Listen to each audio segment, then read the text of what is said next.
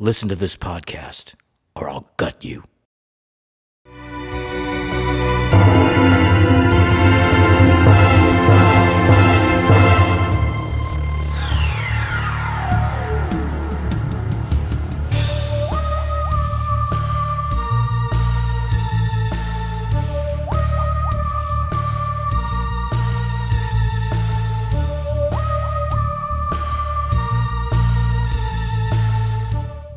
Welcome back, Horror Hounds, to Ghostman and Rivera's Horror Show podcast. I'm Mike Ghostman Pickle. And I'm James Rivera. Today we are going to catch you up on 2021 horror, but before we get to that, we're going to catch you up in a different way with... Horror Show News. Neil Blomkamp's supernatural horror film, Demonic, gets a release date. Selena Gomez is starring in Spiral, and not the one you're thinking of, a body horror film produced by rapper Drake. Eli Roth is doing a film adaptation of the video game Borderlands. Grace Gummer from the TV series Mr. Robot joins the cast of Showtime's Let the Right One In series. In other Showtime news, Dexter is back in an all-new teaser trailer for a revival limited series. Recent Oscar winner Chloe Zhao talks about a new Dracula project. IFC Midnight picks up North American rights to Welsh-language supernatural revenge horror pick, The Feast. And the release date of Escape Room 2 is moved from January 2022 to coming up soon, summer of 2021. Perfect. That's interesting news to get to. All right. So the first bit of news is Neil Blomkamp, the director of District 9 from 2009, the very popular science fiction film that got a Best Picture nomination, as a horror film coming out on August 20th. It is about a young woman who unleashes terrifying demons when supernatural forces at the root of a decades-old rift between mother and daughter are revealed. Blomkamp shot the film at the start of the pandemic, right after the start of the pandemic. This is what he had to say. The whole planet was shutting down and the plans I had for other bigger films were put on hold. Living out here in the slightly more rural area, I was thinking we should self-finance something so that we could make something cool. For a long time, I've been really interested in films like Paranormal Activity and lower budget stuff that is pretty terrifying, and so we just started working on this concept. It grew and it got bigger than films like Paranormal Activity, but it's cut from the same cloth, so that's what it is. We made use of a lot of locations out here and just shot through the summer. The cast of Demonic also includes Carly Pope, Chris William Martin, and Michael Rogers. I'll admit, I'm not actually the biggest fan of District 9. I do see its merits, and I understand why people loved it so much, but I'm not the biggest fan of it. The thing is interesting and intriguing about this is the director's going low budget. District 9 was not the highest budget film, but it was definitely not a low budget, small project in terms of something like Paranormal Activity or a found footage film or anything of that nature. And I'm just glad to be getting more original horror in this time. So, and the style of District 9 seems ripe for horror. I love when good directors scale down like that. The next one is Selena Gomez starring in Spiral, a body horror film produced by Drake. And no, it's not Spiral from the Book of Saw. No, it's not last year's awesome Spiral on Shudder, an indie horror film. This one is directed by Petra Collins. She's mostly just done Selena Gomez video and a Cardi B video. The synopsis is a former social media influencer has a social media addiction that causes her body to literally fall apart. Phoebe Fisher, who is a producer of the TV series Euphoria and also the film Assassination Nation, she wrote the most recent script, so it might be rewritten, but we do know that the executive producer is the hip-hop artist Drake. Sounds interesting. I was actually a fan of the Drake-produced horror film of last year, Spree, which also revolved around a social media concept, and it was very up-to-date, very modern, very much plugged into this era. So this seems like it's going for the same thing. I used to be skeptical of social media horror just because, for one, as much as I dwell in social media, I hate social media. It drives me crazy, and the thought of horror movies centered around such a tacky thing has always kind of bugged the shit out of me. But we do live in a modern era where I feel like social media has opened up different avenues of horror, different ideas of horror, different concepts and situations that you never would normally see in a horror movie.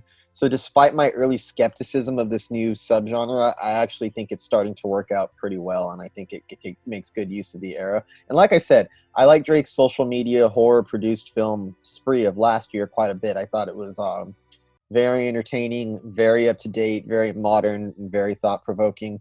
It is kind of strange that this is a music video director who's done stuff like Cardi B music videos with Selena as the star, but it's an original horror film, just like the last news story was. So I'm going to give it a chance just because we need as much original horror out there as possible. More IPs. And if Drake is going to use his influence as, what is he? Probably the world's most popular artist. I think he just surpassed the Beatles. He just comes up with hit after hit every album. Hey, if he's going to use that influence to create a brand new horror that's plugged into this era, I'm all for it. No complaints from me. I'm kind of excited about this one, but I'm a little weary about it too because I've been rooting for Selena Gomez ever since the beginning of her career. I always thought when my kids were smaller and we used to watch that Wizards of Waverly, that little kid show she was on. Place. Yeah, she was such a standout among all those young actors and actresses. She had a really natural way about her. She has good comedic timing, but she also has a good feel for drama. And I always thought she had a lot of potential. And then, in a way, she did reach her potential by becoming a famous singer and huge on social media. But I always thought she was more than that. So I was hoping she would be more than that in this. But then I hear it's directed by a music video director, so they might go too much toward the hip millennial type of thing. But if it's not that, if it's more of a serious horror film with some layers to it, I think she really shine in it, but you can't tell yet. Yeah, it's too early to say. Hey, just be happy we're getting original horror films produced. True, and more body horror. Yes, more body horror. So Eli Roth is doing a film adaptation of the Borderlands video game, and Gina Gershon has just joined the cast as Moxie. This is the synopsis. Two-time Academy Award winner Cate Blanchett teams up with Kevin Hart and director Eli Roth's Borderlands. All those three names don't even fit together. Lilith, an infamous outlaw with a mysterious past, reluctantly returns to her home planet of Pandora to find the missing daughter of the universe's most powerful son of a bitch, Atlas. Lilith forms an alliance with an unexpected team, Roland, who is a former mercenary and now desperate for redemption, and Tina, a feral preteen demolitionist. Tina's muscle-bound, rhetorically challenged protector Tanis, the scientist with a tenuous grip on sanity, and Claptrack, a persistently wise-ass robot. It's going to be produced by Lionsgate. Besides Cate Blanchett, Kevin Hart, we're also going to be getting Jack Black, Jamie Lee Curtis, and a slew of other names. Seems interesting. I never really played the Borderlands video game. They're very popular, and I have friends who do play it, but I'm not much into the video game world, at least these days anyway. I used to be a gamer when I was a little bit younger, but I really don't know enough about this video game to say what a movie adaptation would look like, let alone one with Eli Roth at the helm of it. So I couldn't even say whether or not his sensibilities are a match for this material. The cast is sure damn good. I can't deny that. I mean, I love seeing Jamie Lee Curtis in horror. Well, this is actually, I don't know if you would call this a horror actually, but I love to see, Jamie Lee Curtis come back. Cate Blanchett's a great actress. And then the mix of Kevin Hart and Jack Black in the midst of all this. Oh, and of course, Gina Gershon, who Mike is going to disagree with this, but I always loved her in, what I love her from is Showgirls. That movie is campy and ridiculous, but she is in on the joke, and she prowls across that screen, fucking owning it. So, I don't know. I don't know what to think of this. It could be interesting. Who knows? But I don't really know much about Borderlands. When I think of Gina Gershon, I think of Bound. Her and Jennifer Tilly just are awesome in that movie. And even after she did Chucky, I still think of her in Jennifer Tilly in Bound. Such a great movie. Joe Pantoliano is great in it. But it already has a good cast.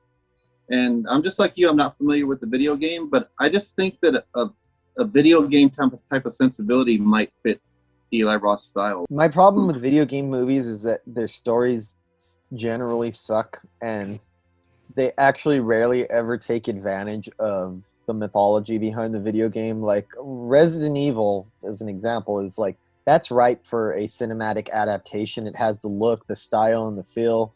And the movies don't take advantage of any elements of the games that are actually very cinematic and very film-like. And that's what boggles my mind, is some of these are ripe to be made into films. However, I think Eli Roth doing this gives me more hope, interestingly enough, because there's actually going to be somebody behind. Whatever anybody thinks of Eli Roth, one cannot deny that he's very passionate and he cares about what he does.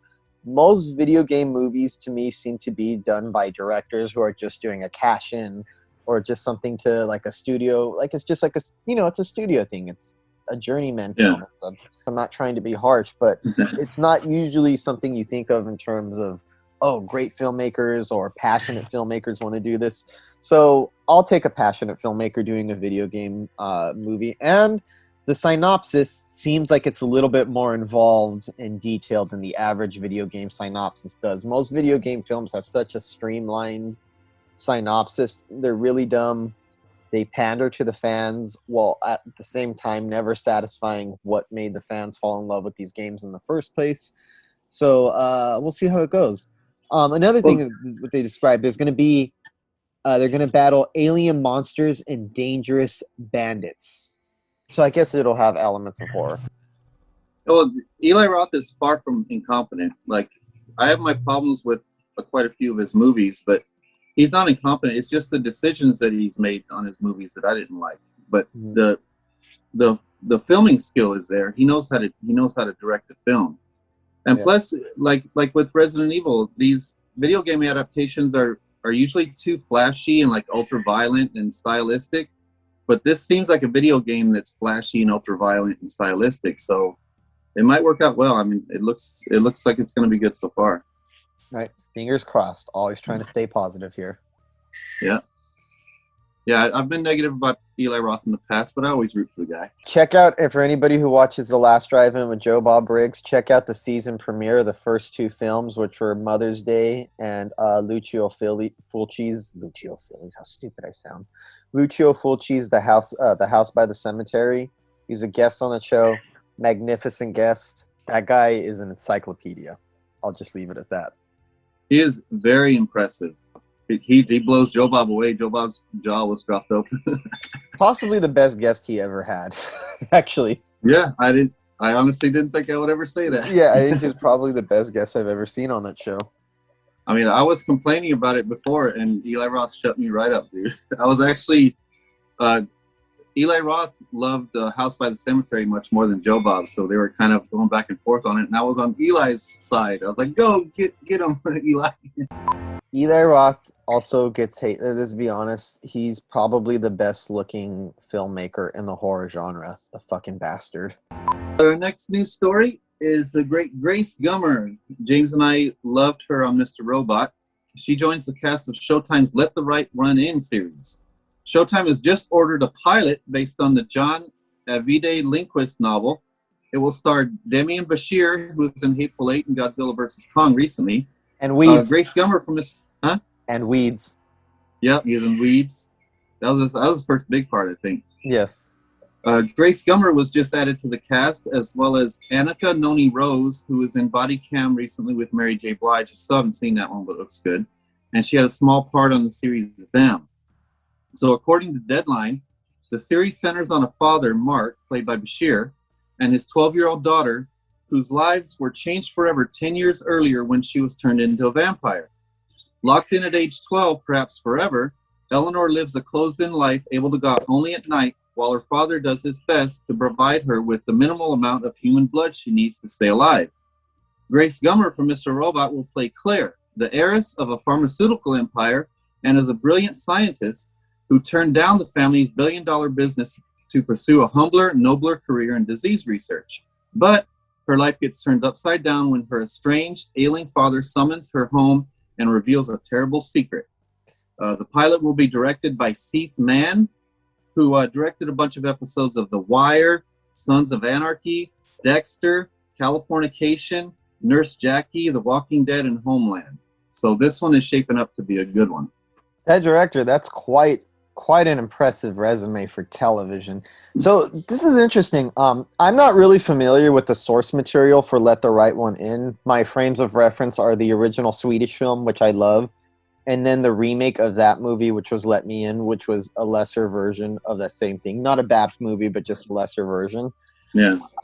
Hearing about this, it sounded kind of strange just to the idea of seeing Let the Right One In adapted as a series. I'm like, is there enough story there for a series? And I was like, I don't think so. That's just a movie. That's like a movie plot. But everything that I'm hearing from the synopsis, and again, I'm not familiar with the source material, this sounds much more complex, layered, and involved than the. In fact, what you're describing, that plot synopsis, is basically unrecognizable to me, except for certain small elements. You know, the 12-year-old girl who's stuck as a vampire, but a lot of what you were like reading off is unrecognizable to me. I don't remember any of that from the film. I'm pretty sure most of that's not in the movie. Actually, it's a very simple story about kind of a fairy tale story. A little girl vampire and who befriends a human boy who is troubled and picked on. This sounds like there's all kinds of layers, different complex relationships, a load of different characters. So I guess there is a lot of material to explore here in a series. And it looks like Grace Gummer is being typecast as a person who's had their lives turned upside down. That's the way it was in Mr. Robot. I love Grace Gummer, and I love Mr. Robot. So her presence here only makes me more excited for whatever this is going to be like. I mean, it should be interesting. Another horror television series, this one from Showtime. I'm looking forward to it. See what it's like. Yeah, it seems like the movie concentrated on the little cute little relationship between the human boy and the vampire girl. Mm-hmm. And I think they explored that element there mostly for the movie, and then other elements were just kind of brushed over. You have to do that to turn a book into a movie. So It just seems like it's going to take all those other elements of the book and just draw it out into this series. I mean, it looks like they're doing it right so far. Yep. They're letting the right one in. Yeah, I wonder if that... You should boo me for that. That was an awful joke, Michael. I don't encourage that shit. I love bad jokes. Okay. All right. Other Showtime news. Showtime's Dexter is back in a new teaser trailer for the Revival series. Revival series. I don't know if you got a chance to see the teaser trailer. It's very brief. It doesn't really give away much, but it does tease that Dexter is up to something naughty, as Dexter always is. This one is going to be taking place in New York City, in a remote area of New York. It's upending the Miami location after Dexter went missing at the end of the original series, and I believe in a hurricane. This is what they had to say about it. Dexter is such a special series, both for its millions of fans and for Showtime, as this breakthrough show helped our network on the map many years ago. We would only revisit this unique character if we could find a creative take that was truly worthy of the brilliant original series. Well, I'm happy to report that Clyde Phillips and Michael C. Hall have found it. Clyde Phillips now. That is the original showrunner. And we can't wait to shoot it for the world. It's going to premiere this fall, and it's going to be coming back pretty soon. This is a 10-episode limited event series, a revival thing, in the same way that Showtime revived Twin Peaks a few years back, bringing back a very popular cult show, but just for like a big finale. It seems like for the most part, most people were not satisfied with the end of Dexter, so they're going to give it, I'm guessing they're going to give this a much more satisfying wrap-up. It takes place 10 years after the original series, so this hardly can be considered, in my opinion anyway, the same thing. And I'm glad that they're doing this as a limited event series instead of just making a brand new TV series and drawing it out again. It seems like a smarter thing. Like, the fact that they're choosing to do this as a limited event series tells me, at least my impression of it, is that they have a story that they want to tell, and they want to get in there and tell it and get out. So we'll see how it goes. I know Michael's not going to agree with me with this. I'm not really a big fan of Dexter's season 5 through the rest. In fact, I stopped midway through season 7 because I stopped caring. Clyde Phillips had left the series, and I just didn't. And as it was, as much as I liked it, Dexter for a while started to seem like it was on repeat for most of the seasons. It's the same concept repeated over every season, and But that's just it. I mean, when Dexter started coming to an end, it completely changed into a different show. I mean, that's why a lot of people didn't like it. It changed into something else because his sister found out about who he was. That completely changed their dynamic. But I take after that that back. happened- I saw five. I just skipped the last season. I did see this. That was at the end of season 7. I remembered when Deb found out about who he was and walked in on him. So actually, I take that back. I saw most of it. Actually, never mind. And actually, I think some of the best scenes in the series came after season 4, which is everybody's favorite. And I wasn't crazy about season 4. I liked it a lot, but I thought other seasons were better. I thought other seasons before it and after it were better. And I'm one of the, I think I'm one of the only people I've ever talked to that enjoyed it a lot all the way to the end. I liked when it changed. I liked when it became something new. I mean, I understand why people lost interest in it because it had a layer of depression in it. Once everybody in his life started finding out, it was kind of depressing, and I can see that. But it made for some really powerful scenes, I thought. But go on. There's many other reasons I'm excited for this. First of all, Jamie Chung, the beautiful Asian woman from Lovecraft Country, she just joined the cast. The great Clancy Brown. I've loved Clancy Brown ever since I seen him in Carnival, the TV show Carnival, and Pet Sematary 2. So I've loved him for a while. I love seeing that he's in this. Like you said, Clyde Phillips, the original showrunner, is in charge this time for these 10 episodes. And also that teaser trailer. First of all, Nina Simone's version of Don't Let Me Be Misunderstood. Perfect choice. I loved hearing Nina Simone's voice on that little teaser trailer. And then you see Dexter looking out the window of his cabin in the snow. And then in the reflection of the window, you see someone struggling in plastic. And then Dexter just turns and smiles at the camera. It's a really cool little teaser. Well, I'm loving everything about it. I'm gonna go check out season 8 before I start this because I just realized I'd seen seasons 1 through 7. I'd finished it and I just skipped the last season because I got out of it. But I want to catch up before I And I remember actually most of it pretty well. A lot of the reasons is because when I watched Dexter, I watched it at a period in my life where a lot of people were watching it, so I felt like I saw several of those episodes. One of those shows, I don't know if you ever have it, where you've seen it multiple times, not necessarily in the order over and over again, but I've seen some episodes of that show I've seen at least 4 or 5 times, so I remember it pretty well, and I have a pretty good grasp on the plot lines, and I even remember the plots of each season, strangely enough. So I'll just watch season 8 and then catch up, but I'm looking forward to it too, and like I said, it's also because the time that's passed between them seems like it's more ripe for revival. If they just did this like a couple years after because fans weren't satisfied, I might have been more skeptical.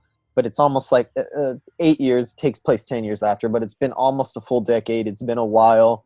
And like you said, it's the original showrunner, Clyde Phillips, coming back.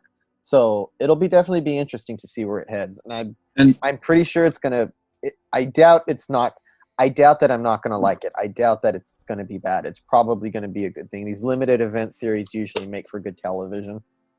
Well, also judging by Dexter's little smirk at the end of that trailer, I think they're going to bring the humor back, because that's another thing people didn't like, that the humor had been completely sapped out of the show because there was nothing to laugh about anymore because it was spiraling out of control.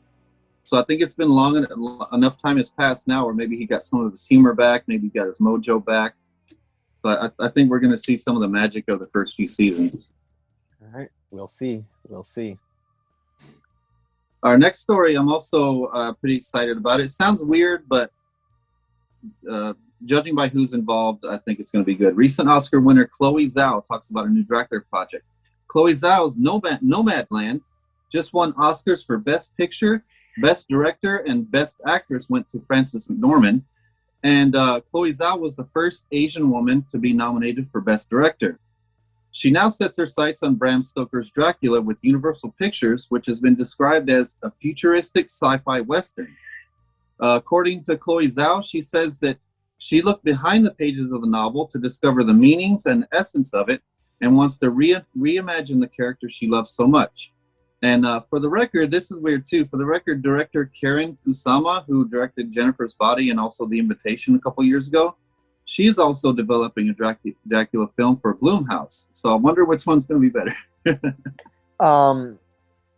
Probably Chloe Zhao's. And I haven't even seen Nomadland, but I'm just telling you based on the fact that if she's a Best Director Oscar winner, I'm guessing... You've seen Nomadland, right?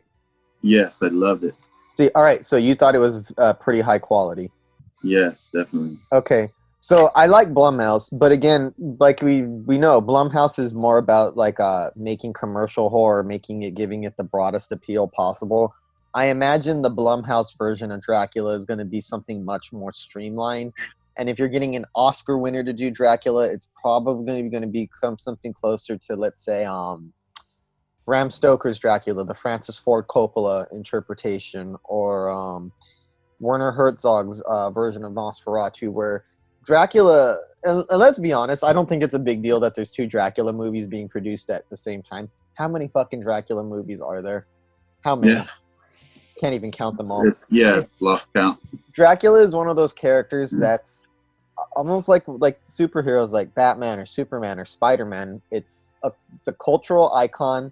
It's malleable. It's open to endless interpretations. There's many ways that you can do it. You can be faithful to the novel. You can use the lore to take off on your own story. I feel like there's so many different ways that you could take this character that we're going to be seeing Dracula films forever. By the time when our lives are over, they're still going to be making Dracula films no matter what. Yeah. So, should be interesting. Although it should be noted, right now she is working on the Eternals from Marvel. So it might be a minute before we get to that Dracula film, because as of right now, like I said, she's working on an MCU film, a Marvel film, The Eternals. And the producers of Eternals are already boasting that they're going to win Best Picture next year. Let's slow our roll for a second, just because it got an Oscar winner on the I'm going to say, all right, Kevin Feige, I know this is not horror-related news, but I thought this was amusing. Kevin Feige was talking about Chloe Zhao and the Eternals movies coming up, and I thought this was kind of humorous. He was so blown away by the fact that she was using practical locations, that it was actually on camera. The idea of... You could tell that Kevin Feige, it's like he's never heard of practical locations. It's baffling to him to shoot on location. He thinks it's the most groundbreaking style in the world. He's just discovering what cinematography is, and he's absolutely blown away. She doesn't do movies in green screen. Welcome to fucking films, Kevin Feige. Watch more movies. Jesus Christ. But yeah, I think he even went so far as to say the fact that she's shooting on location and using practical effects is such a signature style. I'm like, people have been doing that for a very long time, sir. Get out of your Marvel bubble. There are different ways, and maybe that's why some of that shit comes out stale, because you don't take into consideration the fact that you could use practical locations. It doesn't all have to be CGI. It doesn't all have to be green screen. There are different ways to make movies. They're not all CGI fest. So Kevin Feige, start looking for other filmmakers too. Also, he also said something that I found funny. He's like, he started talking about, I just watched Nomadland and I couldn't believe how beautiful it was and how she made it. I'm like, did you even know who this person was before you hired them? I don't know. That shit just amuses me. But anyways, back to the matter at hand. Chloe Zhao doing a Dracula project. I'm rooting for it. Let's hope it's good. It's probably going to land more in the realm of an elevated horror film, while the Blumhouse one is going to be more of a commercial horror film. Well, Chloe Zhao's Dracula is a futuristic sci-fi western. That sounds like what Blumhouse would do to it. But in the hands of somebody like Chloe Zhao, and it's obviously a passion project of hers, it's going to be really interesting. I still think it's going to be an elevated horror project, even with that. Already knowing, and like I said, I have not seen her films, but based on the fact that she's an Oscar winner, I know what Nomadland's about and what she seems to be going for with the Marvel movies by trying to take Marvel in a more practical direction. It shows that she is a filmmaker of integrity. Yeah, and could it be that Kevin Feige isn't familiar with good cinema? I don't know. Maybe. Martin Scorsese would agree. Yeah, I think Scorsese might agree. Okay, and the last. Go on. It's your turn next, isn't it? Oh no! No, it's your turn, and then I'll finish. I apologize. IFC Midnight picks up North. We got too caught up in the Marvel stuff. IFC Midnight picks up North American rights to Welsh language supernatural revenge horror pick The Feast. IFC Midnight is acquiring North American rights to The Feast, the first feature from BAFTA-winning TV director Lee Haven Jones. It's a supernatural horror revenge flick being released this fall. It made its debut in the Midnighter section of the 2021 South by Southwest Film Festival. The Feast is written and produced by Roger Williams, Anne Alwey, Nia Roberts, Julia Lewis, Sion Alan Davies, Stephen Sinald, and Rodri Malier. All these people will star, also with Lisa Pelfrey. The film was produced through... this is what they had to say. I'm thrilled IFC Midnight will be serving up The Feast in USA and Canada. I'm certain audiences across North America will be entertained and horrified in equal measure by our unique Welsh film, which thanks to IFC Midnight will now find the widest audience possible. There's not really much of a synopsis of this film as of right now. Not much to say about it because it's a first-time director. But I felt like we weren't seeing stuff from IFC Midnight as frequently as we used to. I feel like in recent years, like A24 has kind of taken over a lot of lanes in indie cinema and indie horror cinema, just indie cinema across the board, that you start to see less of like Focus Features these days or IFC Midnight, and they still pop up. But it's nice to see that they're still in business and they can still compete on the indie scene and that they're still making original horror films. Well, what I like about IFC Midnight, even more than A24 sometimes, is because with IFC Midnight, you can see the elevated horror, the stuff with layers, the stuff with real drama, and it's very cinematic. And you can also see the very low budget indie stuff that's original and kind of off kilter. That's what I like about IFC Midnight. You never know what you're gonna get with them, but with A24, you know you're always gonna get the high gloss, high elevated horror. Yeah, so it should be interesting. Well, that was quite a bit of news. Oh, actually, you have another news story. Yeah, one more. The release date of Escape Room 2 has moved all over the place. It went from January 2022 and just got moved to summer of 2021. Director Adam Robitel, who did The Taking of Deborah Logan, returns to direct the sequel to his 2019 horror thriller Escape Room. Logan Miller and Taylor Russell are returning, and it also stars Isabel Furman from The Orphan. The release date has been moved because of the pandemic, but the latest change was from January 7th, 2022 to July 16th, coming up in a couple months.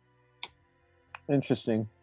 I still wanted to talk about, I'm actually going to talk about the original Escape Room in one of the upcoming weeks on the podcast. So I still have to discuss that one, but that one was surprisingly good for one of those that, because all those haunted attraction escape room type of movies are all kind of running together, and I think Escape Room is kind of sitting toward the top of those types of movies. So I suggest people don't just assume that it's another one of those cookie cutter ones. It has some good stuff going on with Adam Robitel. Interesting. Well, more stuff for the slate this year. Yeah. Speaking of this year, we watched a couple of new 2021 horror movies, and I'm sure we have a lot to say about each of them. So what is the first thing on our menu today, Michael?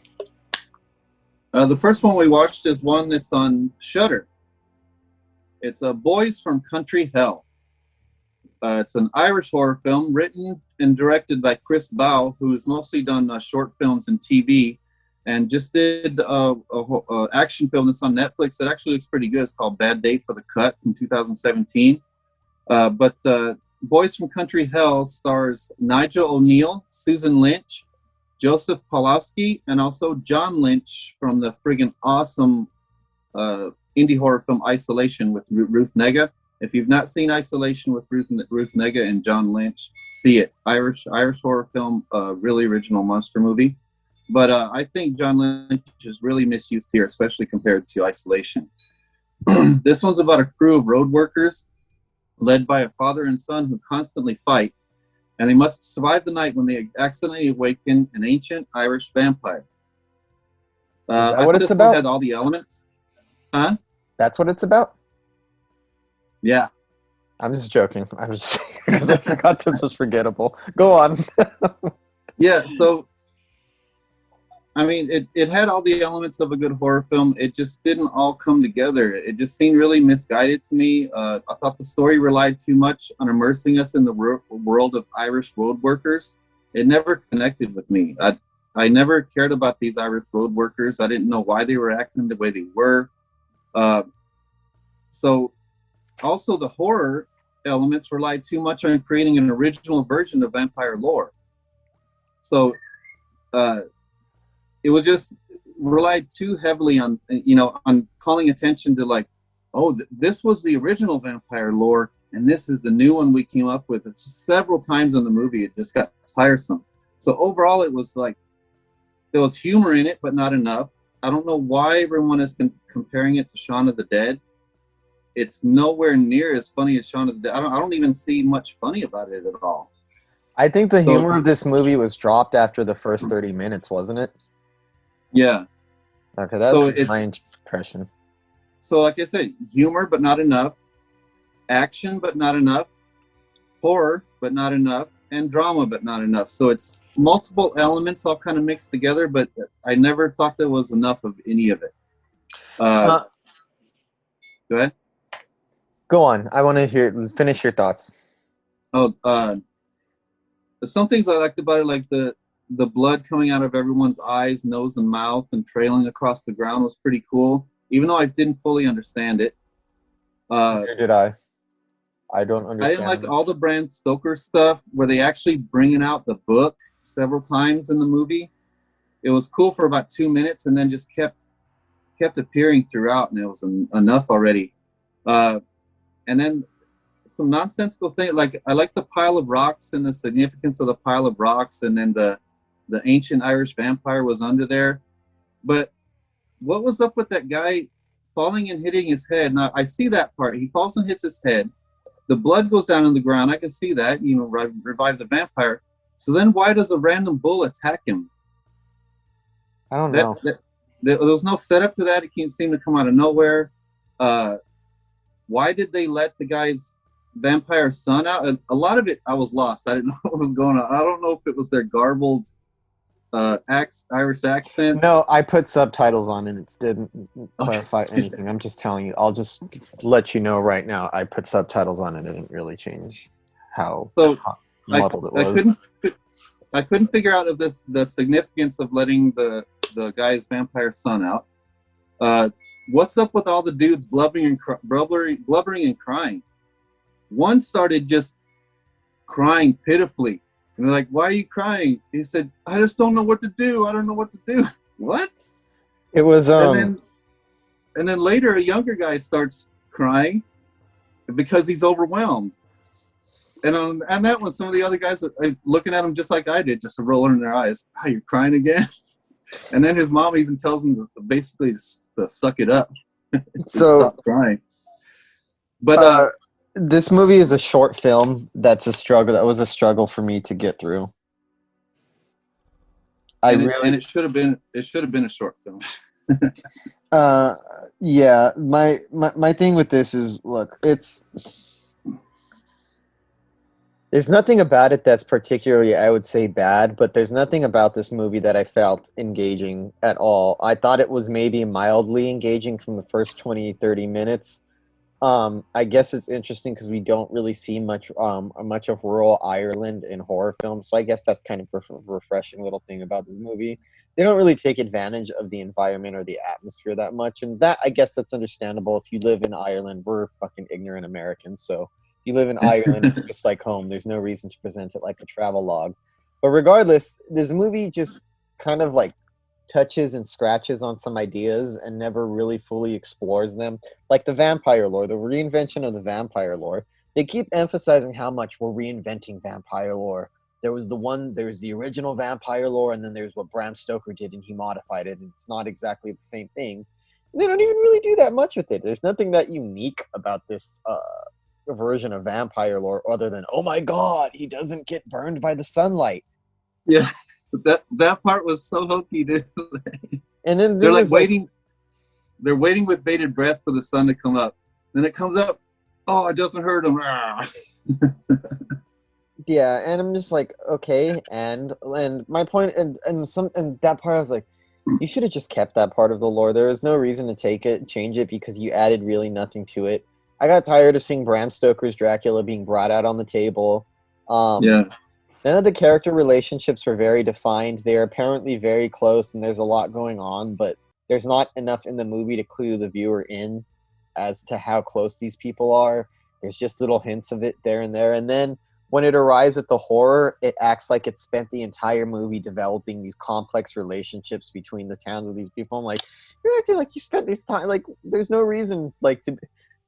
You get what I mean? Like, it pretends like we're so invested in all of their stories and all of their complexity. I'm like, you barely even scratched the surface of any of it and barely spent any time. It has a half-ass commitment to humor in the movie. There's humor in the first 30 minutes. I think it kind of disappears. I mean, there's some humor after that, or what might pass as humor anyway, but I thought it was actually kind of lame. Some of the jokes and some of the character decisions were frustrating. The vampire sun thing didn't make any sense. It just seemed like it was tacked on there. None of this, I don't know. There's nothing, I don't know how to put it. There's like, it's relatively well filmed. It doesn't look bad. You know what I mean? Yeah. But there's nothing really much going on to separate this from all the vampire films. And that's my thing. Look, I know that every horror subgenre has been done to death. I get that, and it's hard to come up with new things. But if you're not going to come up with something new, and that's okay, you can't always do that, then come up with fucking great execution. A great example of one of the best horror movies of last year, The Dark and the Wicked. Not a terribly original movie, but the execution of it is just so off the charts that it doesn't matter, because it's so good at selling its atmosphere and selling what it is to the audience. This movie it's not original as it thinks it is, and it doesn't really have the execution either. It seems to think that there's an original premise going on here, so it kind of relies too heavily on not fully earned originality. Yeah. And the execution of it isn't all that exciting either, and we're supposed to care about all of these people whose relationships were never really that developed in the first place. So, all in all, this was just okay. But it had good acting, and they did give the actors something to do, but it was just so uneven. But did you care though? No, I mean, they sure did care. They were crying about it. I mean, I know, but did you care? No. But there was two particular elements that I thought were really strong that had a lot of potential. There was one particular scene, you remember, right after they let the sun out and he starts attacking everybody and they go outside, and then you see kind of the characters try to get in the car and leave. The vampire's too fast for them, so they have to get out and keep running. So the camera like follows them into the car, so it's in the car with them, and then gets out so effortlessly, and then comes out and catches all the action perfectly. I thought that was a really superbly crafted handheld sequence, but it was so short-lived. It was like that one little sequence, wow, it blew me away, and then back to mediocre. But doesn't this movie just rush through everything like that? Yeah. But the other thing I liked, the vampire itself, very well designed, very good makeup. It was pretty scary, but why did it have to walk? It was already scary looking. Why did it have to walk around with an axe? That just kind of killed the scariness of the vampire to me. Like, scary vampire, big teeth. I'm going to hit you with an axe. They're reinventing the mythology, bro. It's Dracula with an axe, man. Nosferatu had a pickaxe. I don't know. Wouldn't he, like, cut somebody sometimes and then drink their blood? You got these big-ass teeth. Just sink them in there. I don't know, dude. It's just...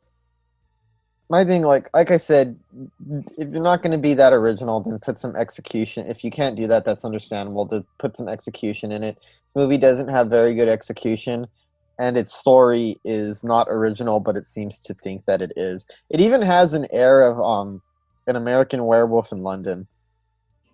So none of what makes it good. Do you see what I mean by that? It Yeah, seems like it's kind of going for like a vampirized version of an American Werewolf in London, but I don't yeah, even really a poor think that. attempt at it, yeah. Yeah, I can attempt at it, but yeah, I don't know. It And then just that, it's. I was sitting and waiting for it to end after like 30 minutes. After like the 40-minute point, I started to feel like it was tedious, and it was one of those movies. As I was watching it, I was just waiting for it to end, and every 5 minutes, I kept checking the bar, the streaming bar, to see how much time I have left and how much I've already gotten through. And each time it was closer, and the less time I saw, the more relief I felt. Well, that's never a good sign with a movie when you're just keep checking the time and waiting for it to end in a movie that's not even long to begin with. well, by the time it got to the climax, there was no excuse why there shouldn't have been a really good fight, a really good final fight, and an explosive climax. There's no reason why it shouldn't have been. So they have this climax where someone's leg gets torn off, and then someone gets stabbed with that leg bone, and it's still anticlimactic. That was How did they dumb. take a moment like that and make it so anticlimactic? And then they finish that climax, and then they fast forward to 3 months later for an even less climactic ending.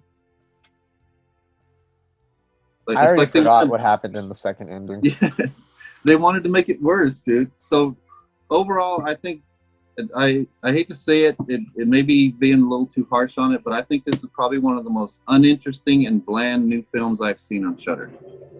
I think I agree, and that's the thing. I wouldn't say it's bad. Bad is not the word for it. It's just bland, and it's fairly mediocre, and it's fairly forgettable. And look, these subgenres have been done to death, and we're going to keep seeing more versions of it. Um, you have to ask yourself when you're watching some of these movies of these subgenres. I'm like, of all the fucking thousands of vampire films that exist, is my time better spent watching a different one that I haven't seen? And if you Yeah. ponder this question, then the answer is yes. Yes, it is actually probably better spent on watching something different, on watching a different vampire film. It doesn't stand out in the genre, and there's no reason to recommend it. And there's a lot better Irish horror out there. Yes, there is much better Irish horror than this. So yeah, I was not enthused about this movie. And I feel bad because I don't think it's particularly awful in any specific way. It's just not interesting. Yeah, it looks promising. I really like that cover art, Hmm. but it just did not come through. Yeah. I think it was just, I think its main downfall was just concentrating too much more on new lore Yeah. and over explaining it and pulling that book out too much. Just Mhm. enough already. Yep. But So, there was let's- something we did like. Yep. So let's get to a much better film, I thought. Wrong Turn from 2021. Directed by Mike P. Nelson, who actually just directed an action horror that's available on Tubi that looks really good. I might have to check it out. It's called The Domestics from 2018, starring Kate Bosworth. So that's director Mike P. Nelson, and it's written by Alan B. McElroy, who wrote the original Wrong Turn, and also wrote Halloween 4, but we'll forgive him for that because it has some pretty good parts in it. He wrote a movie that I love, Rapid Fire, with Brandon Lee, and he also wrote He was also Spawn. Oh, there you go. That's what I was gonna say. Todd McFarlane's. That's probably the best thing on his resume. Yeah. So the film stars Charlotte Vega in her very good performance as Jen, Aidan Bradley as good as Darius. Bill Sage was awesome. He plays the leader of the Mountain People. He was the dad from the remake of We Are What We Are in 2013. He was a cannibal in that one. He was also in American Psycho and lots of other horror. He's Venable, the leader. And Matthew Modine was in this from Full Metal Jacket, of course, and recently Stranger Things. She plays Jen's father. So it's a remake of the 2003 film about a group of friends who get stranded in the woods and fall victim to cannibalistic mountain men. This one follows a group of friends hiking the Appalachian Trail and fall victim to the Foundation, a community of people who have lived in the mountains for centuries. For me, there was something exciting or interesting going on in pretty much every single scene. Really good story execution, good twists that worked for me. Good acting all the way across the board. Great cinematography. Awesome gore effects. I liked it better than the original Wrong Turn. They traded the fun teen scream spirit of the original and the deformed cannibals for a more serious, realistic, and visceral story. Great beginning where Matthew Modine is searching for his daughter. You're invested in his story right away. You feel the sense of dread like his daughter's already gone. So it's a nice surprise later. The setup is subtle and compelling, and I knew right away this is going to be different. Great redneck characters who aren't what they seem, and somehow manages to not be contrived when they kind of reveal themselves to who they really are. We see that I like the dynamic of the characters where Jen and Darius are idealists, and the supporting characters weren't as developed as Jen and Darius, but we know them and they feel genuine before they meet their fate. We care, especially, huh? We care when they get their when their kill scenes come. You feel bad, even if they're not fully developed. You get a sense of who they are, just enough to care. Well, I cared for everybody but Adam, played by Dylan McTee. I mean, it was a good. The actor played the role well, but that character was a douchebag. I'm like, who is this weak tool who's making everything worse? Mm-hmm. But I must admit some frustrating or annoying character moments, but in the same way that people are frustrating and annoying. Mm-hmm. I didn't feel like I was looking at characters who were made annoying just so I could enjoy seeing them killed. It was just in genuine character moments, even when they were frustrating. That awesome tree log roll. I won't say the effect that ends afterwards, so somebody gets squished, but holy hell, it looks awesome. I thought that whole scene was really exciting, really get your adrenaline pumping. A great play on perception of how characters in horror films often jump to conclusions and realize that things aren't what they seem. Both the protagonists and the villains seem right at first. There's great traps that almost always spring unexpectedly.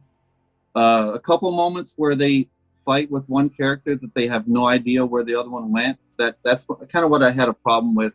You know what? There was a couple moments where they would be fighting two of the mountain people, mm-hmm. and they concentrate on fighting one, and then the other one disappears. There's no way you guys didn't see him run away. But that's a minor, very minor gripe. And Jen kind of rubbed me the wrong way at first. She came off as a little fickle and a little annoying, pouty, but again, the same way a real person would be. But then just when you think she's fickle and annoying, she does something very impressive. So she's a nice layered character. The trial with the mountain people with the foundation, I thought the whole trial sequence was really good. This is where the lines get blurred between protagonists and villains. You hear the whole speech from the leader, and where our society is less barbaric than yours. He's on his high horse, but then the line between who's good and who's bad gets very clear later, almost too clear. But there's a real brutal face bashing around that time. But this is the shift that kind of bothered me. This is another one where the movie was so good that the gripes I have are very minor. Like suddenly the mountain people went from trying to be fair and maintain their society to jabbing people's eyes out for trespassing.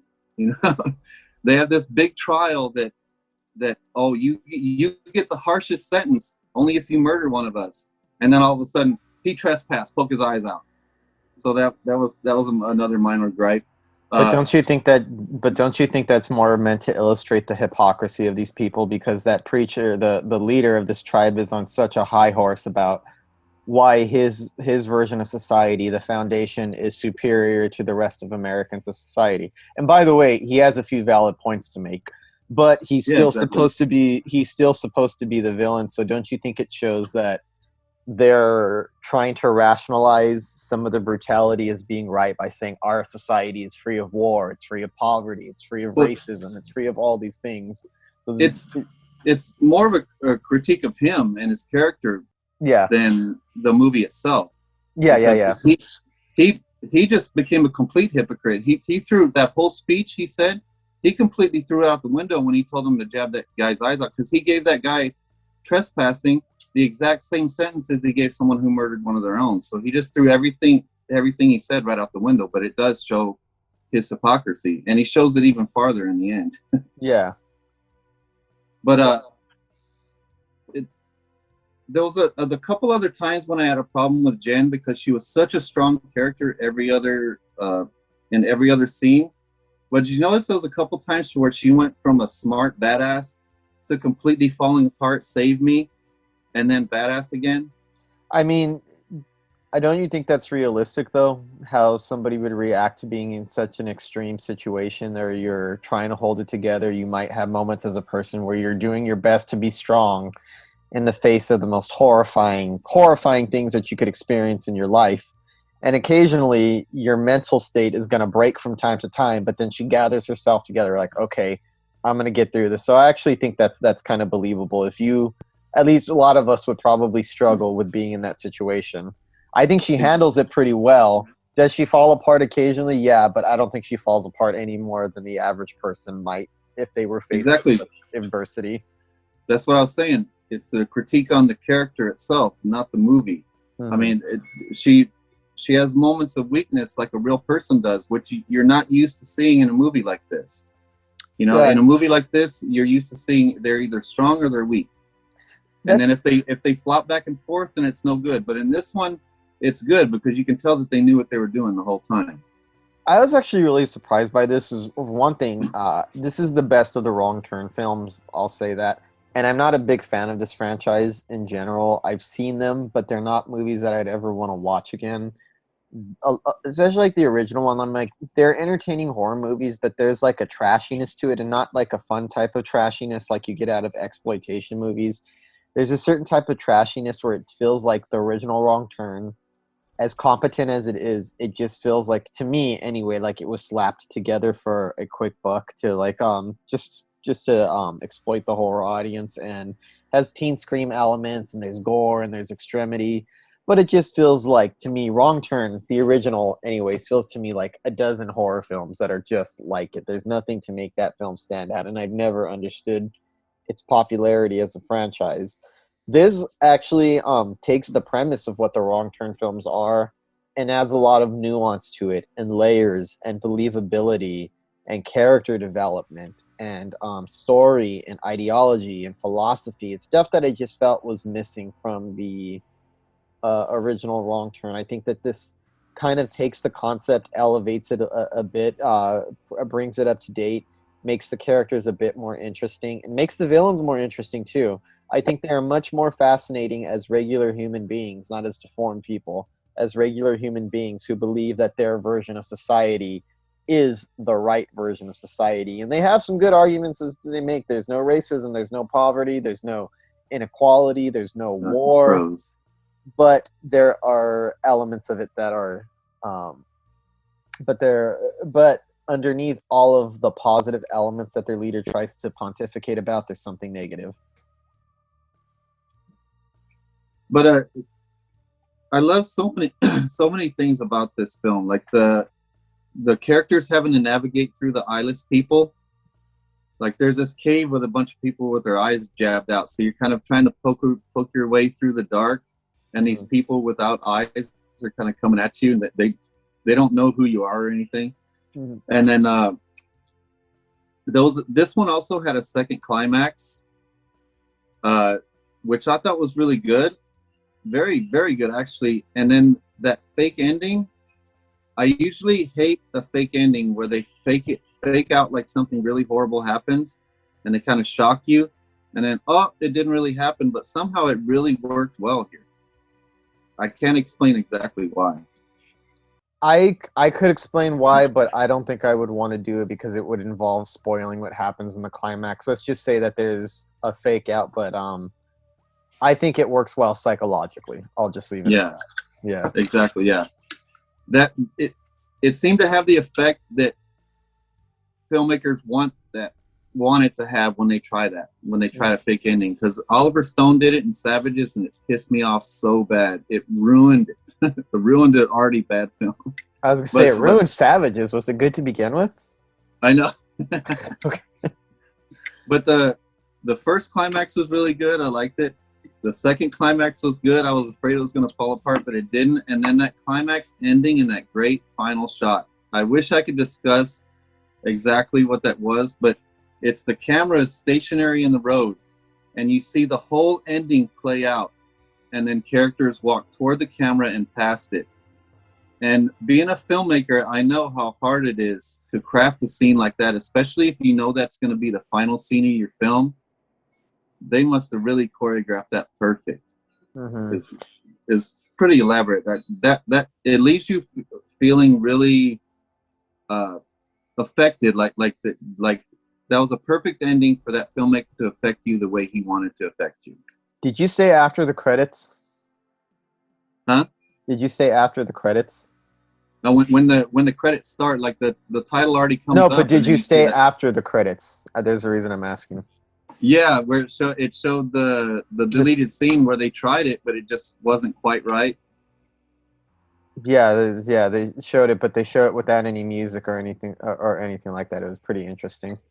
Yeah, it was pretty interesting. So that was impressive. But I love all the weapons, everything. There's guns, there's bow and arrows, there's head crushing, face stabbing, tons of inventive traps, and the injuries and kills resulting from the traps were really cool.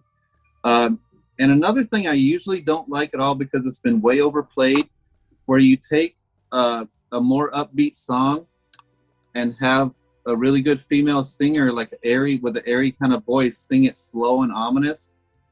So it ends the movie with "This Land Is Your Land," and that's Matthew Modine's daughter singing that, Ruby Modine. She sings "This Land Is Your Land" by the end, and it sounds all ominous. And before I saw this, I was done with that trope. Mm-hmm. Like I was sick of seeing it. But here again, another trope that I'm sick of, but it somehow works here. And actually, Matthew Modine's daughter is also the actress from Satanic Panic. Interesting. Who plays the daughter of Rebecca Romaine. That's Matthew Modine's daughter? Yeah. So she sings a song on this. So overall for me, the Wrong Turn remake has its flaws, but the flaws are small, few and far between. It's less campy and teen screamy than the original, and definitely less than the originals. The sequels.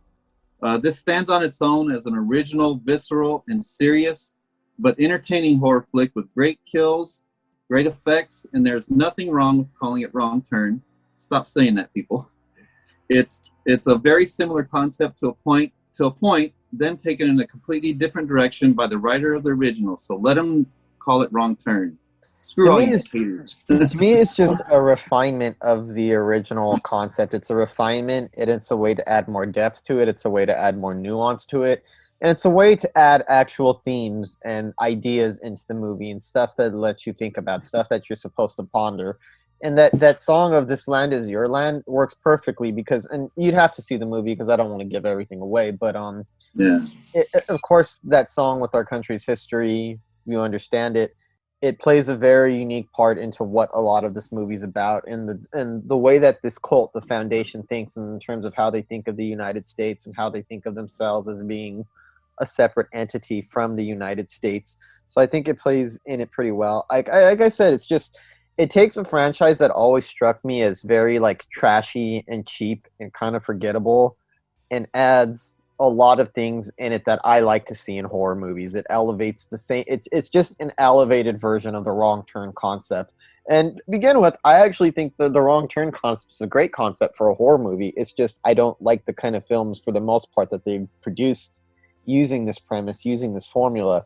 And this one took the premise in a lot of very interesting, unique directions. And I also think that what makes it involving is the Matthew Modine character. Is that before we even get to the main cast of characters, the victims or the meat, as somebody might call them, you get to spend some time with Matthew Modine, his character as a father, what he's going through. So from the very beginning, you're very hooked into the danger that's about to come because you see Matthew Modine starts the movie looking for his daughter. I thought he was great in this movie. I love seeing Matthew Modine. I always like nice to see him doing horror these days. I think he added a lot to the film. I think his presence in it added a lot of weight to it. I liked all of the searching that he did when he was with his daughter, who's actually probably more well developed than even a lot of the victims in the movie. But everything that he had to go to, I thought it was a really good inversion, and I'm not going to spoil how, of the stereotypes which you think of small town, the town people, the hostility that usually happens when people from the city come into small towns.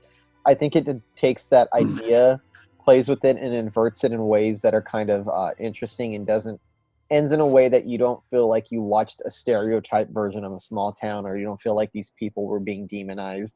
You just see that your perception of things was a little faulty based on what you expect to see in any movie about and this goes back all the way back to Easy Rider and almost any film where people are coming in from the big city to a small town. There's a certain type of hostility that is greeted towards the city folk, the sense that you're not welcome here, you're not wanted.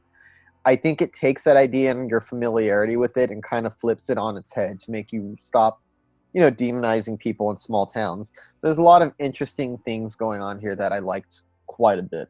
Definitely the most involving and the most thoughtful wrong turn film. Also has the best acting, has the best ideas, and it's probably the best filmed as well. Has the best looking wrong turn film. Yeah, and that main character Jen, just so many layers to her right from the beginning. I mean, even to the point where I had critiques about her as a character, but only because she was so real. Mm-hmm. And please, horror filmmakers, put that much depth in your main character. Mm-hmm. Keep doing stuff like that. Ignore all these haters. Like, it seems like half the people on social media are hating on this movie. Are they? Most of them hate it just because it's called Wrong Turn. And how could you hate a film just because it's not as campy as the original? Come on. I mean, I guess that explains why I like it so much, because I'm not a big fan of the Wrong Turn movies to begin with. So I always thought that concept could be spruced up, that the concept could be refined, that there's a better way to tackle the story. And here they actually do that. If you like the original campy versions, if you think that's what was good and you think there's nothing wrong with it, you're one of those people who doesn't like, especially more, I wouldn't even call this an elevated horror film. That's not really the right term for it. It's not what this is. But I guess it's elevated in comparison to what the Wrong Turn franchise normally is. And I think it's just people who want it to be something trashier than it ends up being. Well, don't you think there's still as much brutality and gory kills as the original? Yeah, but it doesn't have the same cheap feel to it. The original one has what the team screen feels, makes it feel much cheaper. I think the fact that it's surrounded by more developed characters and better filmmaking and better ideas and concepts might, for some people, might distract from the gore and the violence. But I'm like, to me, it only enhances the violence when it happens. The fact that the world is as developed as it is, or you're as invested in these characters as it is, where it feels like the original ones, they're like, mildly, they just felt like the stock standard characters that you would see lining up to get slaughtered in a horror film. Some of them were kind of annoying. There wasn't really much there to the originals to me beyond the gore and beyond the brutality. And I think the fact that this focuses on so many things that in some people's eyes, the brutality and the gore is watered down. And it's like, no, it's not watered down. The other elements are just brought up. Yeah, those elements are brought up without sacrificing anything else. So there's a lot of good elements all playing well and mixing together through the whole film. Yep. Very well. So that one is available to rent on Amazon Prime. Be warned, it's a $5.99 price, but I think it's worth it. It's worth a nice little $6 rental. Or you could just purchase it for $9.99 from Amazon. Though I don't encourage people to buy things digitally. Buy a copy of the movie if you want it. Don't buy it through Amazon as a digital copy because there's no guarantee it's going to be there. It might actually disappear at some point. You don't actually own it. It's just like an extended rental for those of you considering that option out there. And I can't say enough about Matthew Modine in this. I mean, you're invested in his story right from the beginning, and his whole story arc is so satisfying. And you wouldn't think it would be because he's so far removed from the main action of the film through most of it, but you're still 100% invested in everything he's doing. Yeah, I liked him a lot in this movie. In catching up on 2021 horror, typically I always think, and I love franchise horror. Half of my horror movie collection is made up of horror franchises, but I always assume that if I'm going to watch a pair of films, that there's going to be an original horror movie and there's going to be one that's a remake of a series that we've been seeing done to death. My assumption is always going to be that I'm probably going to enjoy the original horror film more, and the franchise film is probably going to be more of a throwaway experience. This was the exact opposite for me, where the original film didn't really do much for me, but this franchise film with the familiar concept was taken in enough new directions that it made it feel fresh and different. Yeah. I thoroughly enjoyed this Wrong Turn movie. So did I. Best of the series. Are you prepared, Michael? Are you ready for the next part of for the last part of our podcast? I am ready. All right, so I'm going to go first. So we're about to play a round of Horror Tubi Roulette. This is the segment of our podcast that we do from time to time where Mike and I go on to the Tubi TV app. It's, for those who don't know, it's an app. It's a free app that has tons of movies to choose from. You don't have to pay anything for it. You just have to suffer through advertisements. And to be honest, the advertisements for the most part are pretty light. It's never anything really that heavy. So it's worth checking out. So what we like to do is go to the horror section, scroll, close our eyes, and whatever we land on, we have to watch and report the film back to you. So I'm going to go first, all right? All right. 3, 2, 1, go. Keep Spin going. that Horror Tubi roulette wheel. I think I'll stop now. Chernobyl Diaries from 2012. On a trip overseas, 6 American friends find themselves stranded in a ghost town near the Chernobyl nuclear site with an angry supernatural presence. Hour and 25 minutes from 2012. Never saw it. Gonna watch it now. I believe I've seen that one. That was a good one. All right, 2012. Your turn, Michael. So James got lucky again. I got lucky last time. Let's see if I can get lucky again. I got Mother's Day last time, the remake, and I really ended up enjoying that one. So let me spin the wheel. Here we go. Going by. Where we stop, right here. What'd you land on? Critters 2. Nice. See, I was That's hoping kind of a bad one, but bad in a good way. I was actually looking for hoping something I would land on something trashier this time. I didn't want to watch something this serious, but that's all right. It is what it is. So within the next, is there a description for your film for Critters 2? Let's see. We got what? It says the video is unavailable. What's up with that?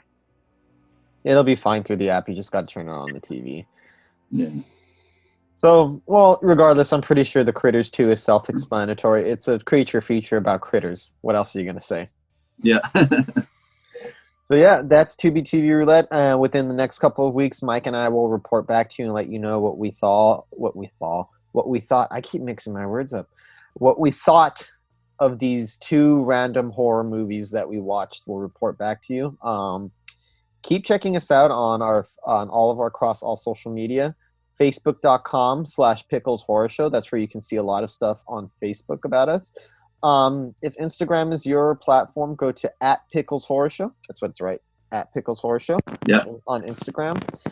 And we're on multiple platforms as of right now.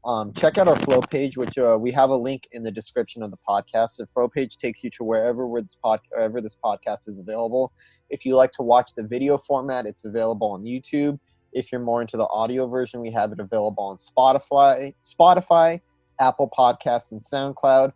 working on getting it to Anchor and a few other platforms by the end of the month, by the end of next month.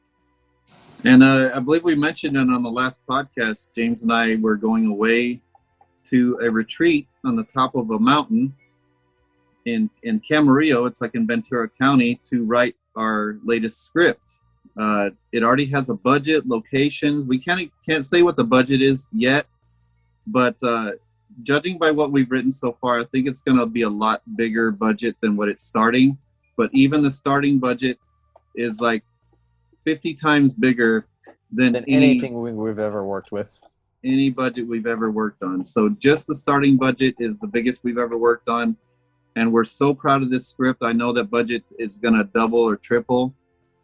I'm only going to say it's set in Memphis, Tennessee. So it's going to be in the South. And it's not only the highest budget of anything I've ever done, it's the most brutal thing I've ever done and the highest kill count. So it's going to be a lot of fun. And also with very drama and developed characters and everything. So stay tuned on our Facebook group and our all our social media. We'll be telling you all about it in the coming months. Yep, we'll keep you updated. Until next week, folks, happy horror. Happy horror.